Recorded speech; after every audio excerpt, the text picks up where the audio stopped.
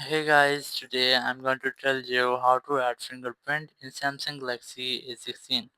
If you're using A16 and you want to add your fingerprint to your phone, so let's see how can you do that. Just open your settings app. From settings, just scroll down and look for lock screen, tap on it, then tap on screen lock and biometrics. From here, you just have to select fingerprint. And here, if you have any pin, you can easily create that from here. I'm going to select pattern. Then create a new pattern here, and here select done, then continue, then again.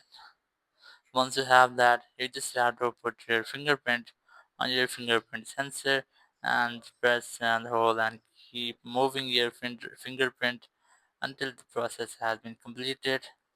So you must have to follow these instructions and keep your fingerprint moving here. Once the process has been completed, your fingerprint setup has been ready. Now just enable these settings and you can easily use your fingerprint as your screen lock. So that's how you can easily add fingerprint in Samsung Galaxy A16. Thank you very much for watching the video. Until next video, bye bye.